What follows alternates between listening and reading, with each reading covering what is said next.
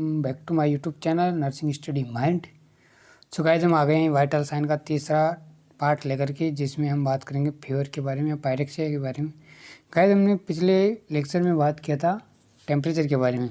आप देख लीजिए, उसका लिंक हमने डिस्क्रिप्शन में डाल दिया है कि टेम्परेचर कहाँ से मेजर करते हैं। पूरी डिटेल्स में उनके नोट्स आपको वहाँ पर मिल जाइए। आप उन नोट्सों को अपनी कॉपी में राइट डाउन कर सकते हैं। तो अब इस वीडियो में हम लेकर आए हैं फीवर या पायरेक्सिया के बारे में। गाइस, मैं आपको जनरल बात बता देता हूँ टेम्परेचर मेजरमेंट की, जो कि कई बार कॉम्पिटिटिव में पूछ लिया जाता है कि जो जनरल जो रूट होता है, most reliable route for temperature measurement, वो कौन सा होता है। अगर हम बात करें रिलायबल, रेक्टल से जो रूट होता है, रेक्टल रूट वो क्या होता है, रिलायबल रूट होता है। इसमें जो टेम्परेचर होता है वो बिल्कुल एक्यूरेट आता है, इसलिए जो मोस्ट रिलायबल रूट होता है वो कौन सा होता है, रेक्टल। मोस्ट कॉमन रूट, यानी कॉमन रूट कौन सा जिसमें बहुत ज़्यादा बार टेम्परेचर लिया जाता है, कॉमन रूट बोलता था, माउथ होता है। माउथ एक ऐसा रूट है जहाँ से टेम्परेचर कॉमनली लिया जाता है।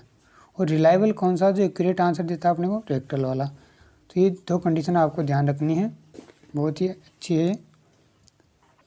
अब बात करते हैं हम फीवर के बारे में या पायरेक्सिया के बारे में।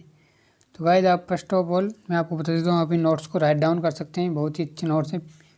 सो हम चलते हैं इस वीडियो की तरफ। यहाँ पर पायरेक्सिया का मीन्स होता है इंक्रीज बॉडी टेम्परेचर, टेम्परेचर का इंक्रीज हो जाना। पायरेक्सिया यानी टेम्परेचर हाई हो जाना। तो हम स्टार्ट करते हैं वीडियो। पायरेक्सिया क्या है, एक फीवर क्या है, एक फीवर को क्या बोला जाता है, पायरेक्सिया बोला जाता है। ये एक साइन है, नॉट ए सिम्टम्स। यानी गाइस, आपको पता होना चाहिए कि साइन और सिम्टम में क्या डिफरेंस है। एक तो हो गया अपना साइन और दूसरा symptoms.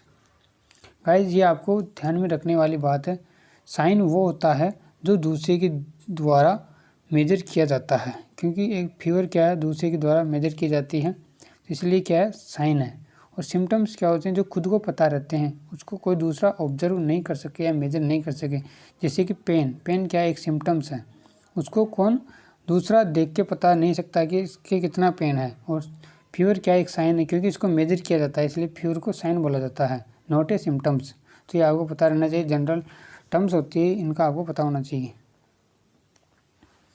It is a elevation of body temperature at 99 Fahrenheit या 37 डिग्री सेल्सियस और मोर देन 38 डिग्री सेल्सियस। तो ये हो गया इसका एलिवेशन, यानी इतने एलिवेशन होने पर ये हो जाता है। क्लासिफिकेशन देख सकते हो आप, कितने टाइप के फीवर होते हैं। तो लो और माइल्ड पायरेक्सिया, जिसका जो टेम्परेचर होता है 99 से कितने समथिंग 100 डिग्री फ़ारेनहाइट होता है।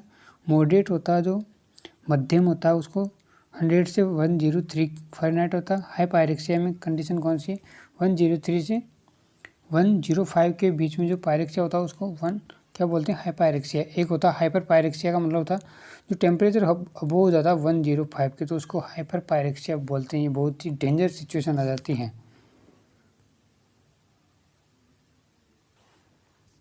अब बात करते हैं कॉजेज ऑफ पायरेक्सिया, यानी पायरेक्सिया हो जाता है या फीवर हो जाता है तो उसके क्या क्या कारण हैं। एक तो इन्फेक्शन, यानी बॉडी में इन्फेक्शन हो जाएगा तो भी फीवर हो जाएगा। यानी इन्फेक्शन कैसे, कोई भी माइक्रो ऑर्गेनिज्म, जो पैथोलॉजिकल माइक्रो ऑर्गेनिज्म अगर अपनी बॉडी के अंदर एंटर कर जाता है, तो जैसे अंदर एंटर करता है तो उससे अपनी जो बॉडी है उसको रेस्पॉन्स करती है, उसको जो फॉरेन जो भी पार्टिकल होता है उसको क्या करती है, मारने की कोशिश करती है, किल कर देती है। तो उसके खिलाफ एंटीबॉडीज़ क्या करती है, डिफेंस मैकेनिज्म में चलाती है। डिफेंस मैकेनिज्म जैसे चलती है अपनी बॉडी के अंदर, तो बॉडी का टेम्परेचर क्या हो जाता है, हाई हो जाता है। इसीलिए फीवर आना ज़रूरी है। फीवर एक पॉजिटिविटी भी है, क्योंकि फीवर आने से बॉडी में जितने भी जो माइक्रो ऑर्गेनिज्म, जो पैथोलॉजिकल या हानिकारक, जो हार्मफुल माइक्रो ऑर्गेनिज्म है, वो किल्ड आउट हो जाते हैं। इसीलिए फीवर एक पॉजिटिव पॉइंट भी है। तो इन्फेक्शन से हो गया। दूसरा हो certain malignant neoplasm. Malignant neoplasm का मतलब क्या होता है, कैंसर होता है। कैंसर का मतलब होता है कि मैलिग्नेंट ट्यूमर होता है। तो जैसे अगर कैंसर की कंडीशन हो जाती है तो उसमें भी किसी पेशेंट को बार बार फीवर आने के चांसेस रहते हैं। तो ये एक साइन हो गया कि कैंसर भी हो सकता है। ब्लड डिजीज हो गया, सच ल्यूकेमिया हो गया, एम्बोलिज्म और थ्रोम्बोसिस हो गया। तो ब्लड की अगर कमी हो रही है या तो उस कंडीशन में भी क्या होगा, कोई ब्लड डिजीज है रिलेटेड टू ब्लड, तो उसके कारण भी अपने को फीवर हो सकता है। Heart stroke from exposure to hot environment, यानी हार्ट स्ट्रोक हो जाता है हॉट एनवायरनमेंट के कारण, तो उसके कारण भी क्या है, पायरेक्सिया की कोशिश करता है, डिहाइड्रेशन हो गया, सर्जिकल ट्रॉमा हो गया, क्रूसिंग इंजरी यानी किसी प्रकार की इंजरी को डिहाइड्रेशन हो गया, डिहाइड्रेशन की कंडीशन में भी फीवर आ सकता है। या सर्जिकल ट्रॉमा, अगर कोई भी अपने को सर्जिकल ट्रॉमा यानी कट पट गया तो उसके कारण भी अपने को फीवर आ सकती है। स्किन एबनॉर्मलिटीज़ हो सकती है, कोई भी हो सकती है। इंटरफेरेंस विथ हीट लॉस हो गई, हीट लॉस बहुत ज़्यादा हो रही है तो उस कंडीशन में फीवर हो सकता है। Allergic reaction to foreign proteins और पायरोजेंस यानी कोई फॉरेन पार्टिकल अगर अपनी बॉडी में एंटर करता है तो उसके कारण भी क्या आ जाती है, फीवर आने के चांसेस रहते हैं। इंपॉर्टेंट टर्म्स अगर आपको बात को ध्यान में रखनी है, बहुत इंपॉर्टेंट है। फीवर के अंदर ये तो हाइपरथर्मिया हो गया। हाइपरथर्मिया का मतलब होता है जो टेम्परेचर बिकम 105 डिग्री फ़ारेनहाइट ही क्या होता है, इससे में ज़्यादा हाई चला जाता है, अबो 105, उसको बोलते हैं हाइपरथर्मिया। हाइपोथर्मिया मतलब टेम्परेचर 95 डिग्री फ़ारेनहाइट से क्या हो जाता है, बिलो हो जाता है, कम हो जाता है, तो उसको बोलते हैं हाइपोथर्मिया। एक यूथर्मिया होता है, it is the normal body temperature 98.6 degree, इसको बोलते हैं euthermia. In fever all the system of body affected, यानी अगर हमारी फीवर हो गया तो कौन कौन सा अपने बॉडी का सिस्टम वो अफेक्ट हो जाएगा। तो देखते हैं, हम बात करते हैं इसके अंदर। इट में very with the nature of the disease, यानी डिजीज़ के अनुसार अपने को अफेक्ट करेगा। रेस्पिरेटरी सिस्टम को करेगा। सबसे पहले अगर हम बात करें तो स्वेलो एंड रैपिड ब्रीथिंग है। स्वेलो ब्रीथिंग करने में प्रॉब्लम आएगी या कभी तेज रैपिड ब्रीथिंग हो जाएगी, रेस्पिरेटरी सिस्टम को अफेक्ट करे। सर्कुलेशन में प्रॉब्लम हो जाएगी, increase pulse rate and palpitation और पल्स रेट क्या हो जाएगी, फीवर के दौरान इंक्रीज हो जाएगी। यूरिनरी सिस्टम में क्या होता है, जो आउटपुट होता है यूरिन का वो क्या हो जाएगा, रिड्यूस हो जाएगा।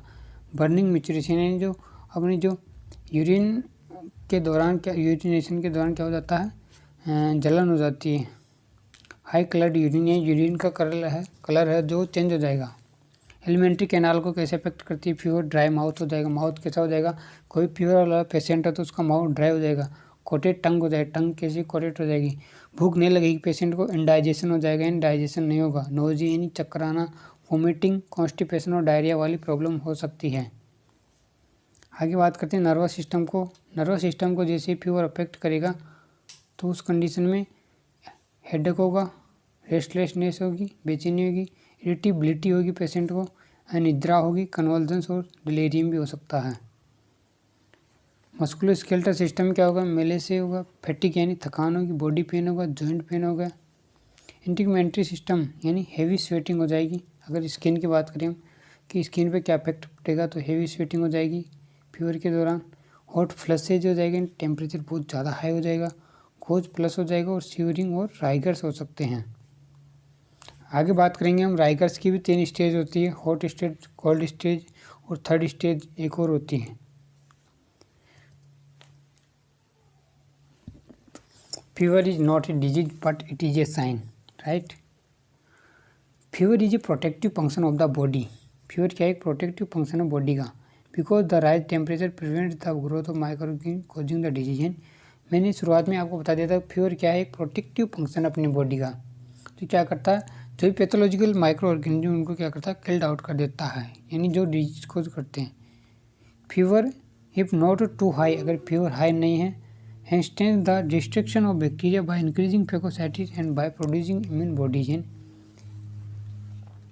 जैसे हाई टेम्परेचर हो जाएगा तो बैक्टीरिया क्या करेगा, डिस्ट्रक्शन हो जाएगा बैक्टीरिया का, by increasing phagocytosis and phagocytosis reaction बढ़ जाएगी और इम्यून बॉडीज भी बढ़ जाएगी।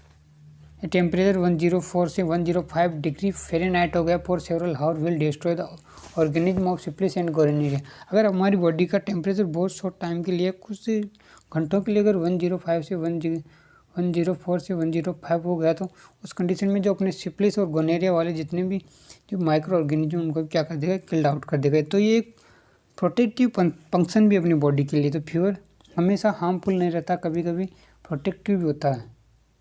आगे बात करते हैं हम टाइप्स ऑफ फीवर। कितने टाइप की फीवर होती है, ऑनसेट और इन्वेशन। ऑनसेट का मतलब होता है, इन्वेशन का मतलब होता है, ऑनसेट और इन्वेशन का मतलब आक्रमण करना, यानी किसी भी चीज़ पर प्रहार करना है। ऑनसेट और इन्वेशन of fever is the period when the body temperature is rising and it may be a sudden और ग्रेजुअल प्रोसेस। यानी ये बहुत जल्दी और बहुत ही ग्रेजुअल प्रोसेस है, धीमी प्रोसेस है और सडन हो जाती है कभी कभी। तो फीवर क्या हो जाती है, इन्वेशन है, यानी आक्रमण करने वाली है। फेस्टिजियम और स्टेडियम, यानी फेस्टिजियम और stadium of fever is the period when the body temperature has reached its maximum and remain Fairlie constant at high level. इसमें क्या हो जाता है कि जो बॉडी टेम्परेचर क्या हो जाता है प्रेस्टिजियम स्टेडियम में हाई लेवल पे पहुंच जाता है और उस हाई लेवल पे जा करके कॉन्स्टेंट हो जाता है, बहुत टाइम तक वहाँ पर रहता है। स्टेडियम का मतलब होता है रुक जाना, यानी उस जगह पर जाकर फेयरली हाई लेवल पे रुक जाता है और कॉन्स्टेंट होने की कोशिश करता है, कॉन्स्टेंट हो जाता है। डिप्रेशन और डिक्लाइन, यानी इसमें क्या होता था डिप्रेशन और decline of the fever is the period when the elevated temperature is returning to normal, the fever may subside suddenly. यानी इसमें क्या होता था फीवर क्या होता था सडनली डिक्राइज हो जाता है, क्राइसिस होता था फीवर का।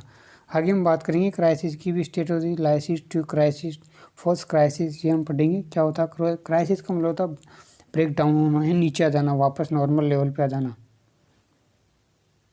बात करते हैं क्राइसिस किसको बोलते हैं, क्राइसिस ऑफ टेम्परेचर।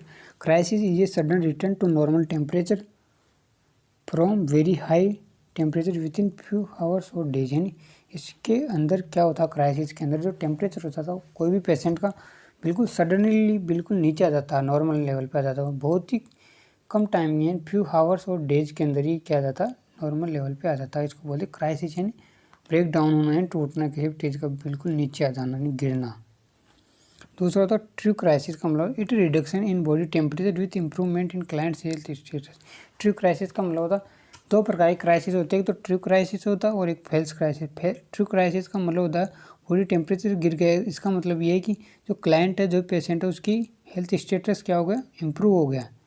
फेल्स का मतलब क्या होता है झूठ, और झूठ का मतलब होता है कि ये ट्रू नहीं है और ये कुछ टाइम के लिए नीचे आ जाता है और ये बहुत ही डेंजर होता है। फेल्स क्राइसिस का मतलब होता है ये वापस बढ़ सकता है, कभी पेशेंट के लिए जानलेवा होता है, इसलिए फेल्स क्राइसिस भी होता है एक।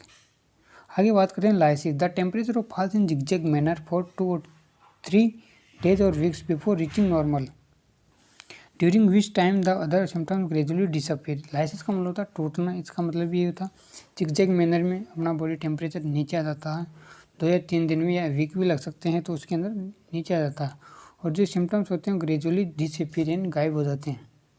तो ये आपको पता रहना चाहिए क्राइसिस में क्या हो जाता है ब्रेक डाउन हो जाता है, लाइसिस का मतलब भी टूटना होता है।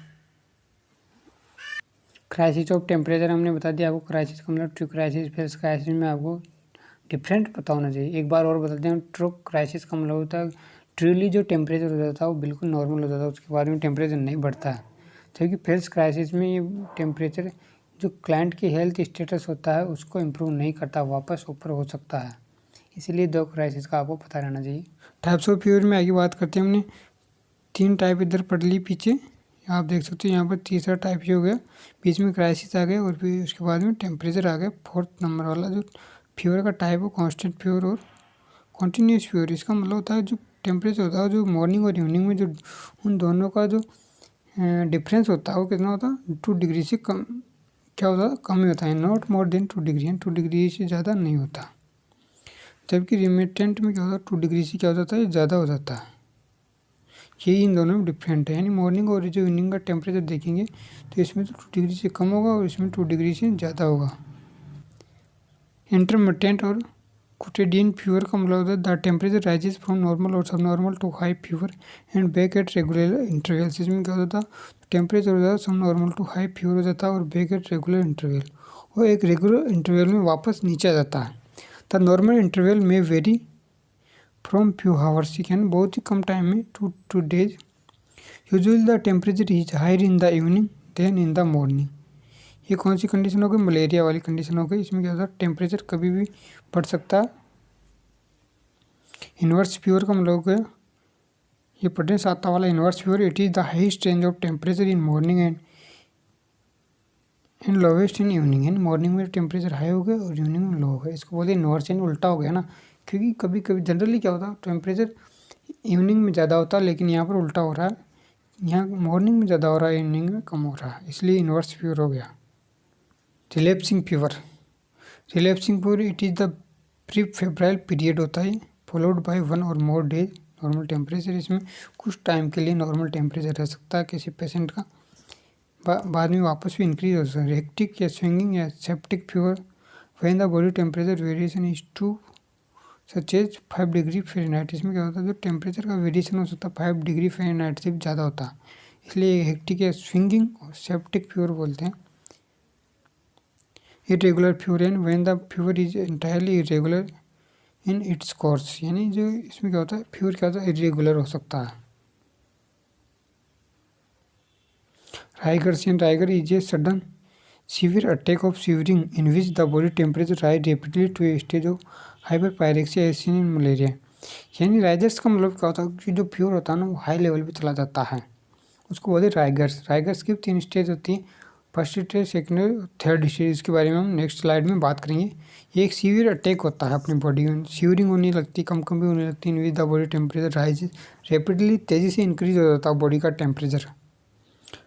अगर हम बात करें राइगर्स की, तो राइगर्स की 3 स्टेज हो गए अपने। Rigor is characterize by 3 stage. एक तो फर्स्ट स्टेज कोल्ड स्टेज हो गई, इसमें टेम्परेचर कम होता है, सेकंड में हॉट हो जाता है, स्वेटिंग होने लगती है। जो थर्ड स्टेज होती है अपनी, उसमें क्या हो जाता है, स्वेटिंग हो जाती है। सेकंड में हॉट स्टेज हो गई, इसमें सीवरिंग हो गई सेकंड में, और थर्ड में स्वेटिंग हो गई थी। 3 स्टेज हो जाती है अपने राइगर की। हम बात करें nursing care in fever, and कोई भी नर्सिंग जो रिस्पॉन्सिबिलिटी या केयर जो होती है फीवर में, क्या क्या दी जाती है। Regulation of the body temperature को रेगुलेट करने के लिए, तो इसको किया जाता है। Care of the client in fever focuses on reducing the elevated variation method of reducing temperature. में टेम्परेचर को कम करने के सारे मेथड अपनाए जाते हैं, जैसे the room should be maintained at the comfortable temperature. Room का क्या होता है, कंफर्टेबल होना चाहिए। रूम वेल वेंटिलेटेड होना चाहिए। Blanket excess clothing should be removed but prevent the client from getting throats and throats नहीं होने चाहिए किसी प्रकार के उसके। और ब्लैंकेट वो सब क्लोथिंग क्या हो रहा है, रिमूव करने चाहिए। यानी कोई भी एक्स्ट्रा जो कपड़ा होता है पेशेंट के ऊपर नहीं रहना चाहिए, ओनली केवल प्रिवेंट करने के लिए जो कपड़ा रहना चाहिए। The various method of for cooling the body temperature, body को टेम्परेचर को कम करने के लिए कौन कौन से मेथड अपनाए जाते हैं नॉर्मल कंडीशन के अंदर। Exposure to cold by electric fan, जो ठंडा फैन चला करके। Administration of cold drinks and cold drinks पिला करके। Application of cold compress and ice bags यानी चारों तरफ आइस बैग्स रख दिए जाते हैं पेशेंट के। कोल्ड स्पॉन्जिंग और कोल्ड पैक्स बनाए जाते हैं। कोल्ड स्पॉन्जिंग कोल्ड बाथ दिया जाता है, आइस कोल्ड लेवेज और एनिमेज दी जाती है। यूज ऑफ हाइपोथर्मिक ब्लैंकेट और मेट्रेस, यानी हाइपोथर्मिक ब्लैंकेट और मेट्रेस का यूज किया जाना चाहिए।